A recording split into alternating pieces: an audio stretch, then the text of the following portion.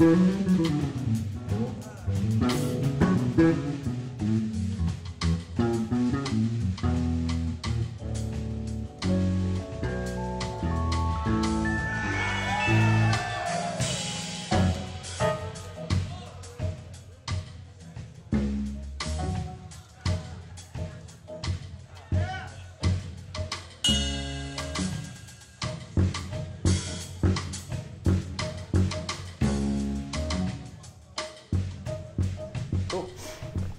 everybody, how are you doing?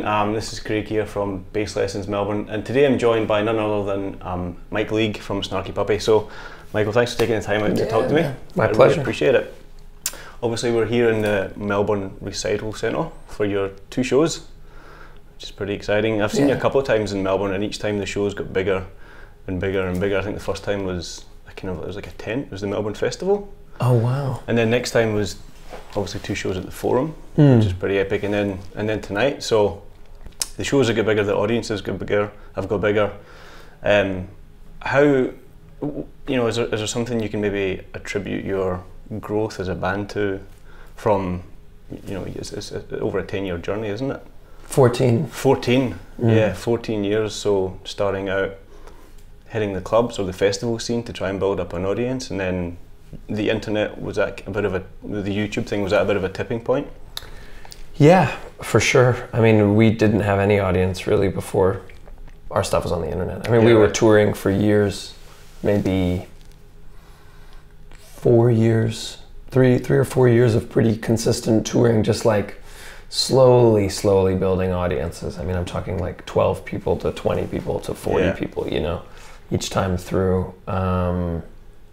And then we put a live DVD thing on YouTube of us recording in the studio with an audience, which became kind of a format that we've employed quite a bit. I think most people that have discovered us that way. Yeah, I did. I got a link for Tell Your Friends, and it was like, this is different. This is new. Right. Yeah. And of course, ironically, it's like that was through YouTube, which is like kind of the streaming companies, it's kind of like the worst offender, but it was integral to our development of an audience internationally and domestically. Yeah, for sure. And then, I mean, was the Grammy a tipping point, or was it more an acknowledgement of where you were and it just kind of kept going from there? Yeah, I don't think there was ever like a tipping point, you know. I think every moment that could be thought of as a tipping point was just a natural culmination of the things that preceded it.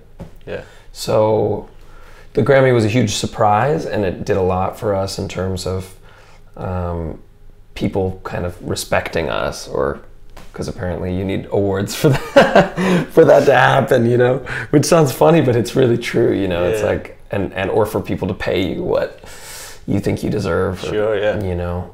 It's kind of unfortunate that it takes awards to do that, but at the same time, it was like, we're not going to hand it back, because it. Who has it? Do you have it? Everybody got one, right? No, they only make 2.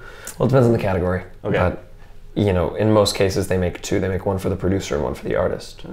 Sorry, that just popped in my head. No, totally normal. Yeah, but the way that I look at those awards, it's kind of like for me, it's like a way of saying thank you to the guys in the band for being along for the journey, and for them to be able to say that they were a part of this Grammy Award winning kind of moment is kind of makes all of the years of grinding and kind of suffering worth it, and it also leads to increased comfort on the road. We make more money, which means that we don't have to put 5 guys in a hotel room anymore. We don't have to sleep on couches anymore. We don't have to do three flight journeys somewhere.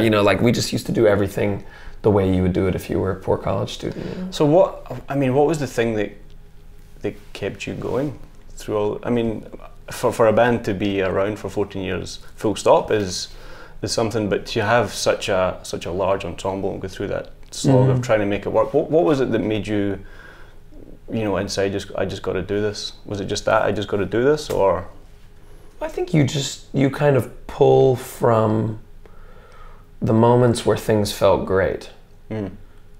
You know, I think you just look at it like a relationship. Like if you're in a fight with your girlfriend, you know, the last thing you should be doing is dwelling on all the things that drive you crazy, right? The thing you should be doing probably is recalling all of like the best moments, and then you kind of use that to weigh up against, you know, the way that you're feeling. And it's the same thing with the band, and like the worst moments when we were just financially, you know, devastated, or if there were interpersonal problems or logistical problems or whatever, where I was just feeling like throwing in the towel, which has been probably 50,000 times, you know.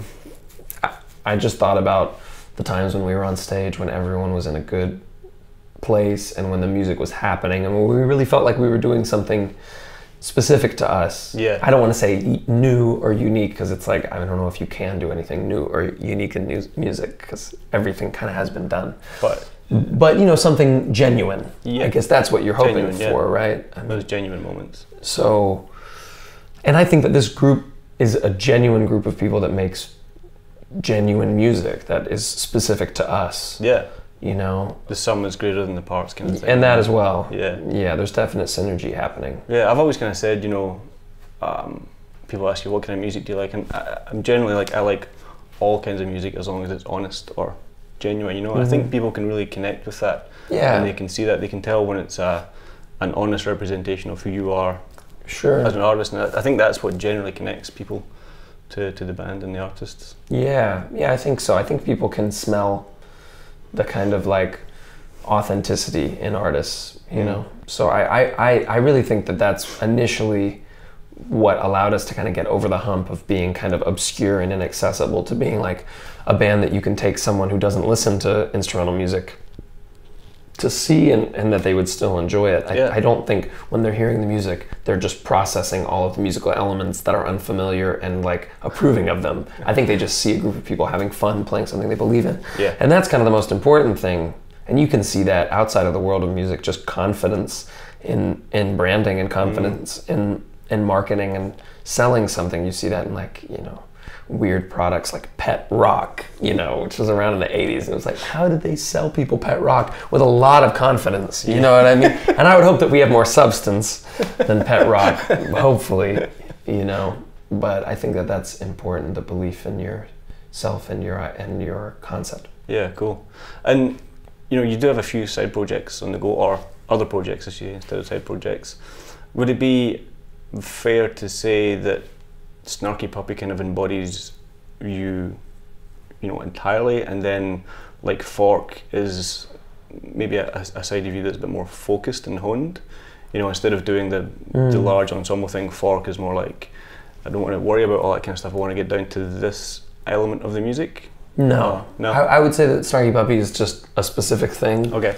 And Bokante, like my new band, is a specific thing, and Forq, which you know, I've played in for a while, is another specific thing, you know. Because you can see elements of those different acts within Snarky Puppy as well, so I was just wondering if but I think you can also see, especially with Bokante, you can see a lot of Snarky Puppy in Bokante, and it's just because that's just me. Okay. You know, but Bokante allows me to kind of access this kind of more kind of primal thing that isn't necessarily there in Snarky Puppy. That's just like simpler and more like, not that Snarky Puppy is not groove based, because it's totally groove based, but Bokante is like really like 2 chords, 3 chords, and like it's about other things. Snarky Puppy, you gotta have a little bit more, you gotta be thinking a little bit more ahead. Yeah, it's just more, it's just a different, it's just a different thing. I don't really know how to exactly be specific about it. No, that's cool. Maybe we could talk a little bit about the recording process for some of the albums. Having done some large ensemble projects in the past, do you ever find that the technical thing gets in the way? I mean, you've got video cameras and everybody's mic'd up and everybody's got headphones and you've got an audience. Like, has it ever been a problem when you've been trying to do the takes, or you know, obviously you'd want to get the best performance at that time possible. I'm just wondering if that side of things has ever got in the way, or you just, once it's there, you just kind of forget about it. I think the band is a live band, you know, and we've done like 1,500 gigs or something. So it's like, for us, we're actually just as comfortable playing for people as we are playing for no people. I'm probably more comfortable playing in front of an audience, and that's kind of our dynamic. So putting the people there doesn't, it doesn't affect us in any kind of weird way. I mean, you know, the first album that we did like that, Tell Your Friends, you know, I mean, we were pushing the studio to its limit. So there were like headphone boxes catching on fire, and really, I mean, you know, we had to take breaks for things to cool down, and so yeah, that got in the way technically, but we got around it. You know, I mean, no, it's not. We're just comfortable playing. Yeah. Nobody has nerves ever. It's like we've just done it too much, I think. That's what you want? Yeah, sure, yeah. I mean, I think a little bit of nerves is healthy sometimes, but I mean, these guys, it's not like that at all. Like, we don't do like a huddle before the gig. It's like everyone's just kind of like doing their thing, and then it's like, all right, let's go on stage, and everybody just kind of wanders on stage. It's a natural process for you, but now. Yeah, and then it, like, once we start playing, then it's like everybody focuses in, but. Cool, and then Culture Vulture was a pure studio album, so that was a different approach. What was your reasoning or thinking behind doing that without the audience and the video cameras and stuff like that? If I want to kind of sound like artistic, I would say that it was kind of like to recapture our essence, because we had just done a record with the Metropole Orchestra, right? The Symphony Orchestra. We had just done a record with a bunch of guest artists, Family Dinner Volume 2. So, you know, we as a band, we're an instrumental original music ensemble. Yeah. You know, but one of those records was with a symphony and one was with guest singers. So it was like, you know, it had been 4 years or something since we had made a record that was just like only us playing our music. Yeah. So that was the idea for Culture Vulture, was to kind of like make a statement about, or not a statement, not like we were trying to prove something, but to kind of like take a snapshot of where all of our kind of, where our journey has taken us. That's the artistic standpoint. The practical standpoint is that people don't buy records anymore. Right. Which means that we don't make money. Yeah. Which means that we can't afford to make records really anymore. Yeah, yeah. You know, so, you know, Family Dinner 2 had a $60,000 video budget that will never pay off. Culture Vulture cost $66,000 to make. Yeah, right. Top to bottom. Flights, studio, equipment, mixing, mastering, $66,000, and you know, so it's like, you know, Family Dinner 2 was 4 times that. Yeah, wow. You know, and as much success as it's had. Gentlemen of Snarky Puppy, in a few minutes we will be opening the doors to the Elizabeth Murdoch Hall. If anyone needs to do any final checks or set anything on stage, please do so now. Thank you. I'm good. Okay.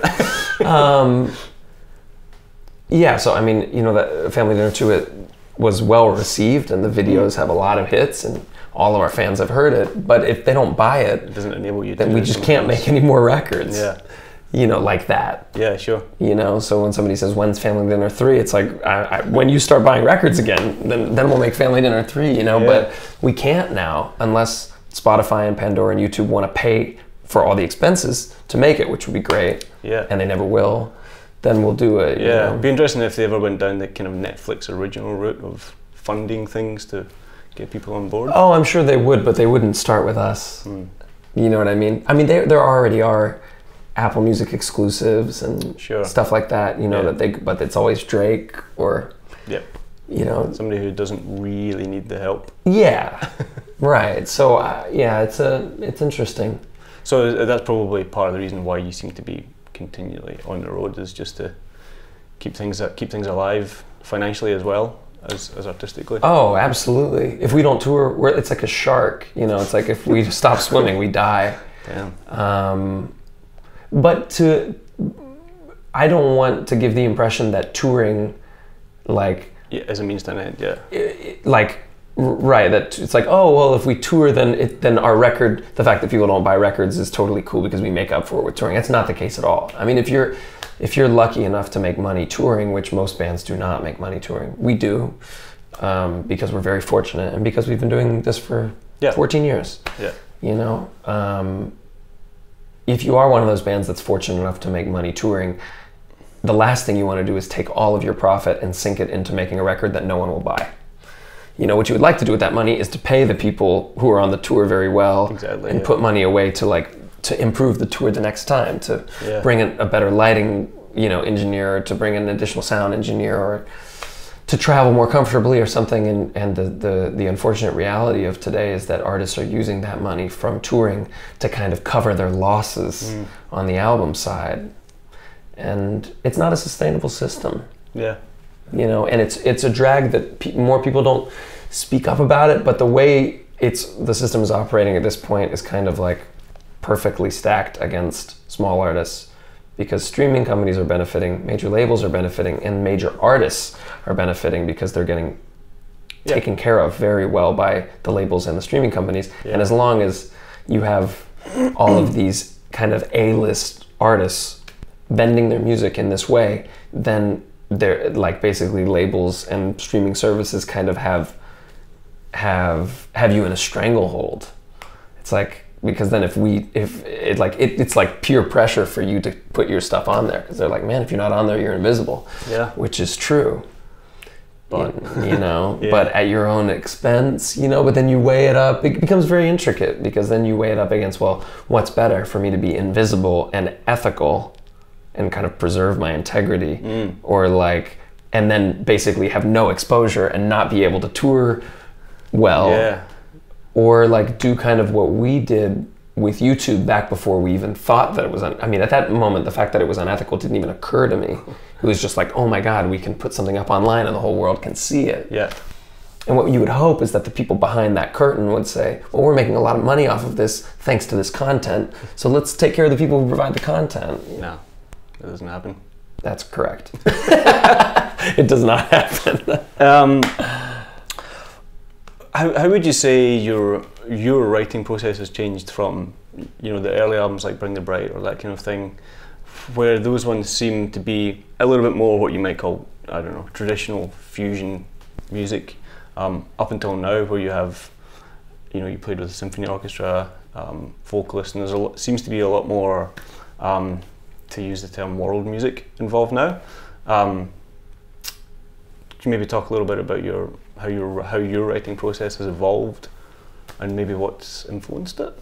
Yeah, sure. I think there's a saxophone player from Seattle named Scarrick, really funny guy, and it's a very smart dude. And he made a comment last week. We were on a gig together, and he said, "We play our record collections," you know. And I was thinking, wow, that's totally right. I mean, it's like we're kind of incapable of creating sound that isn't directly related to some sound that we've heard before. Sure. You know, and I think writing, it's the same thing. It's like I write my record collection. So if I'm listening to a lot of music from West Africa, I end up writing things that sound vaguely like West African music, you know, but through my own filter and with my own kind of taste. You know, like filter, I guess is the best way to put it, you know. Spices. Yeah. I mean, because it runs through, that music kind of runs through your own perception and also your own sense of authenticity, because it's like I can write something that's like derivative of a Salif Keita track or a Bass Kukuyate track, but like I don't want to write something derivative. So I'm just going to take elements from that thing that appeal to me and kind of do my thing with it. So yeah, I think just if the music compositionally is changing, it's just based off of new things that I've heard. You've heard, yeah. And have you ever employed any like composition, I don't know, like techniques, or do you have any kind of advice for people who are writing in this idiom, in this style, especially like myself, a bass player? Would you say step away from the bass, or just whatever's comfortable?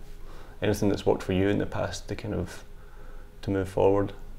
Yeah, I think you can write a song from any angle and from any starting point. I mean, my little trick is like, whenever I have an idea, whether it's a melody or a rhythm, even if it's just one bar, or you know, a bass line, or even just like a texture, I just record it into my voice memo thing on my phone, even if it's just a description.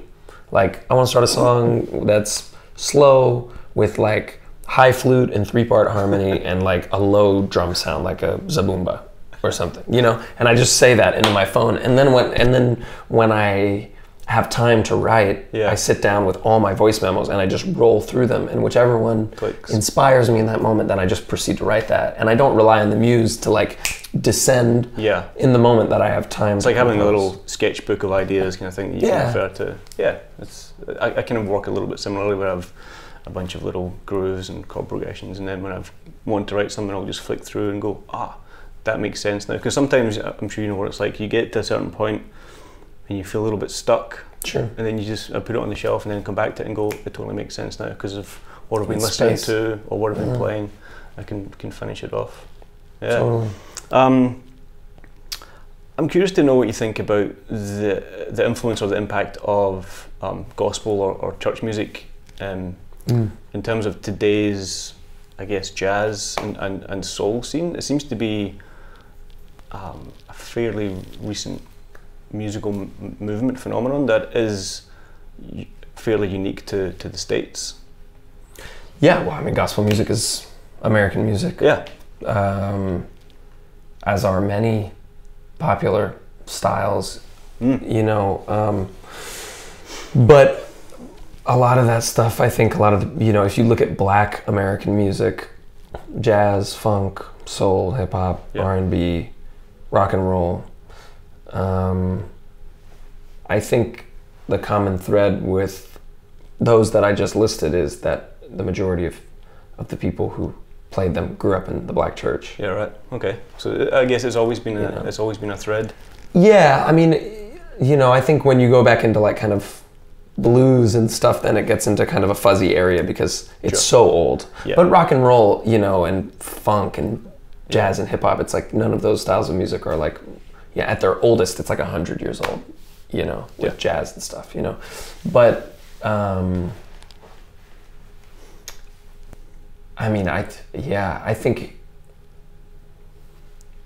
it's always dangerous to make statements like this, but I would feel pretty confident saying that like Black culture has been the primary contributor to musical art forms in my country. Yeah. You know, because you had a formative time playing in the church. Sure, yeah. When I was a bunch of the guys in the band.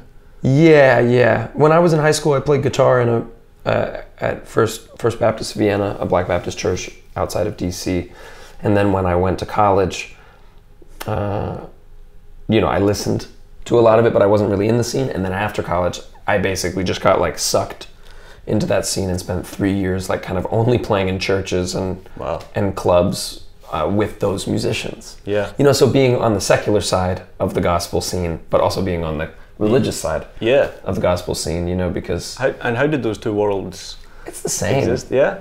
I mean, different intentions. You know, when you're in the church, you're playing for a different kind of purpose than when you're in a club, but it's like the same musicians playing similar harmonic structures and similar, you know, with similar aesthetics. So it's like...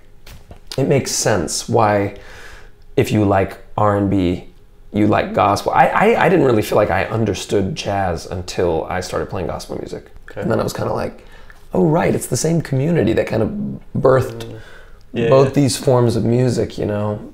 So, yeah, I think it's hugely important. And now with the internet, it's like easy for anyone to go inside of a church, you know, and watch people play. You know, there's... this great video of one amazing bass player named Sheree Reed playing in Chicago, you know. That's unreal. Yeah, and it's like, I mean, for someone who's not an American, like if you're living in Thailand or Scotland, or Scotland, and you watch that video, it's like another world. Absolutely, you know what I mean? Like, but for an American who has grown up in that culture, that's just normal. And even for an American who, like, you know, like me, like I didn't grow up in a Black Baptist church, but like.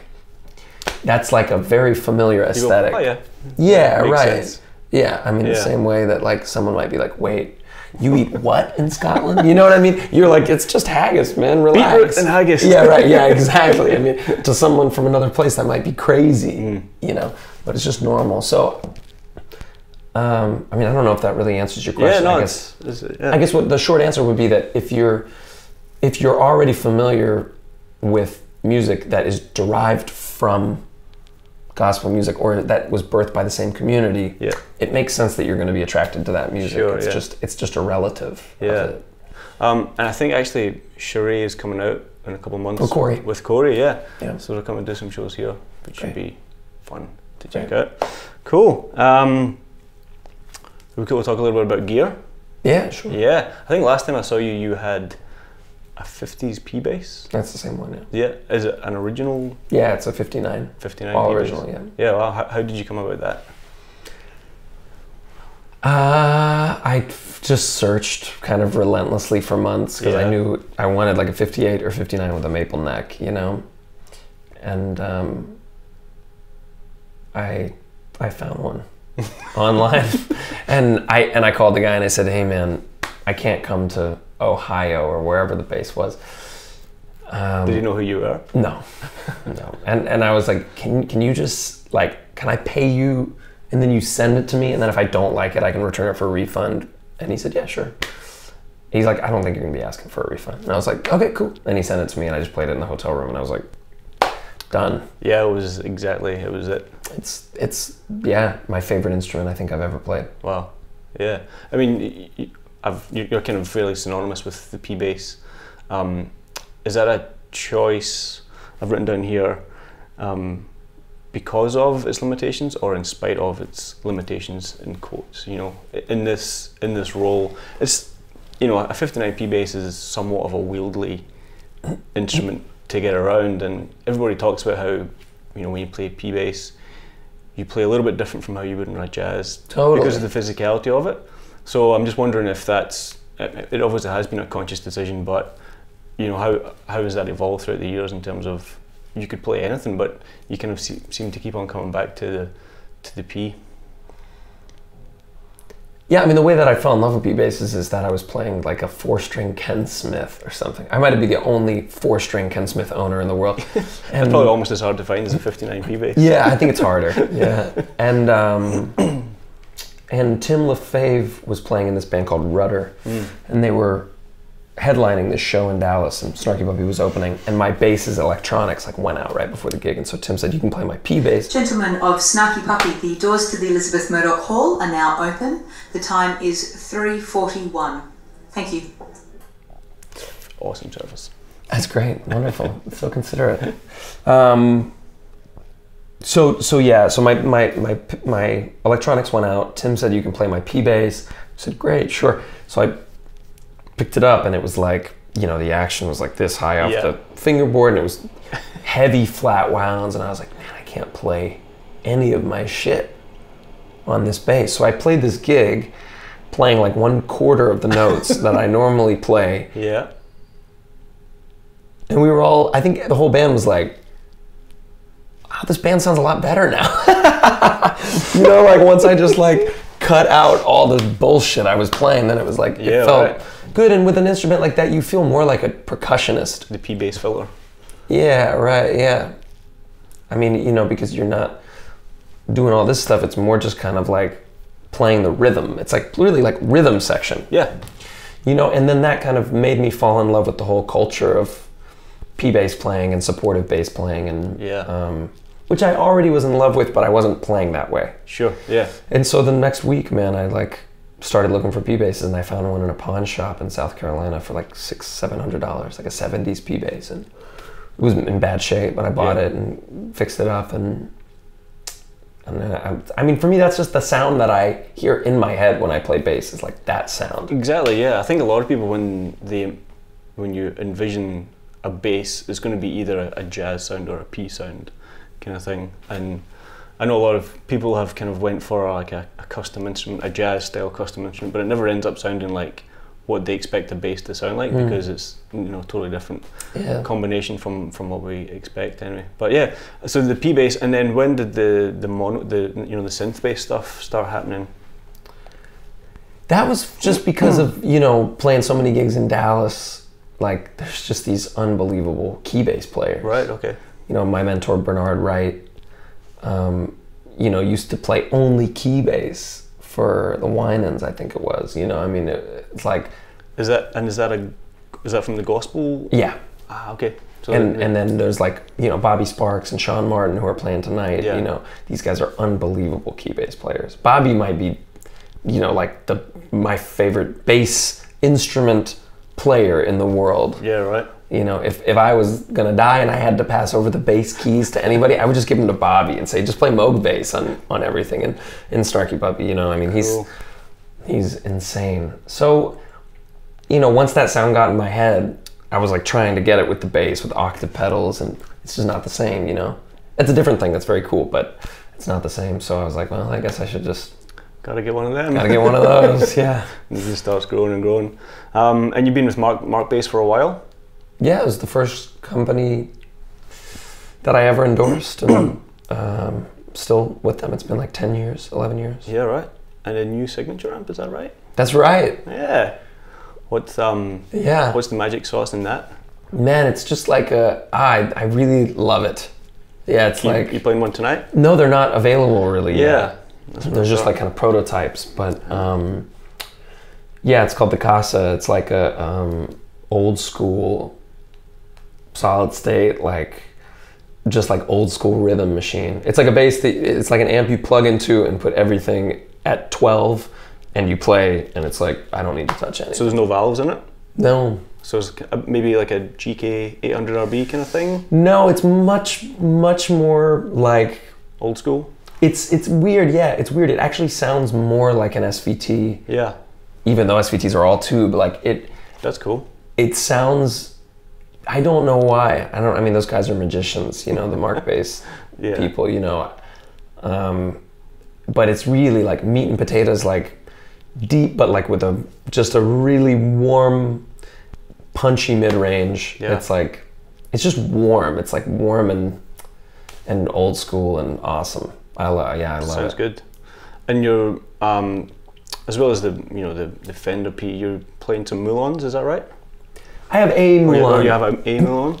Yeah, that's like, I think it's the only one of its kind. Was that Tim LaFave inspiration as well, or a separate? It's, you know, it's funny. It's Henry Hay, who Okay. was the keyboard player in Rudder and is the keyboard player in Forq. So he was in Rudder with Tim. They're like really good friends. And I think maybe Henry is I don't know if Henry turned Tim on to Moulin or if Tim turned Henry on to Moulin, but Henry became good friends with Young Jun, who's the guy who runs it. And he gave me a bass at NAMM this year, this crazy like semi-hollow body P with a Telecaster neck. It's like a really interesting looking bass. It sounds really good. You know, for certain things, it's like cooler than anything that I've heard actually. Yeah, so it's kind of semi-hollow body. Yeah, it's got an interesting sound. I mean, I wouldn't call it like an all-purpose bass, but it's great, you know. Yeah.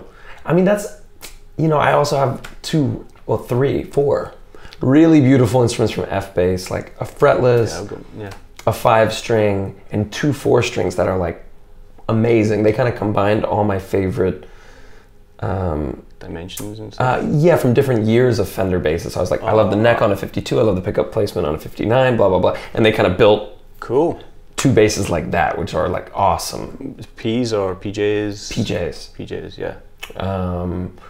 Those are wonderful. You know, I have an old Hofner from the 60s that I love. I have like a 52 P bass, like a Telly kind of style, you know. So, I mean, I think I have Kala ukulele basses. I have 3 of, it's like, it sounds like a lot, I mean, it's a lot of instruments, but it's like, but each one really has its own sound, you know? I mean, it's like, depending on what you're playing, it's like, a J just doesn't work on. Exactly. And that's how we justify our collections. Yes, exactly. They sound different. You bought another one, but it's different, but it looks the same. Yeah. So what's next? What's happening next for you and Snarky Puppy? Are there any collaborations coming up, or I know you've got this tour for what, 3 or 4 months? Yeah, this is 2 months, 70 days, so a little over. Okay. 8 weeks basically. Around the world? Around the world, yeah. Cool. New Zealand, Australia, Japan, Europe, US. Only a couple of US dates.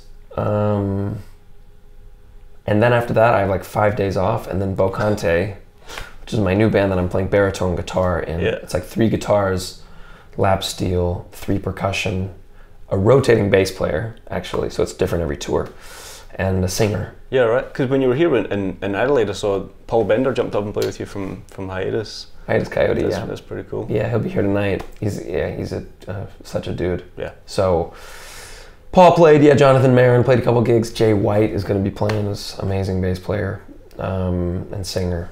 So yeah, it's kind of an opportunity for me to play with different bass players, which is really exciting. You know, I talked to Lee Sklar about doing some dates, and like, you know, I would love to have like Victor Wooten come and play P-bass. Just like play just groove. Oh, that would be insane. You know, I mean, like, I think it would be really cool to like, you know, Lefebvre, I talked to Lefebvre, just to get all my favorite bass players in there at some point. And yeah, cool. For me, it's fun playing baritone guitar. I love that instrument, and you know, so that's cool. So Bokante is the name of the band, and we're releasing our first record, which is called Strange Circles, at the beginning of June, and then we're touring June and July, US, Canada, and European jazz festivals, 2 months. Sweet. And then South America in August. So it's, you know, it's kind of like having 2 children now. Yeah. You know, because you gotta love equally. Gotta love them equally. Even though you always have a favorite, you say you love them equally. I wouldn't know. Yeah, true. Well, I reckon we'll wrap it up there because you got to get ready for the show. But thanks for taking the time, man. Yeah, Craig. Thanks. That was awesome. Yeah, I really appreciate it. My pleasure. Guys, thanks for watching. Thanks for listening, and we'll see you all next time.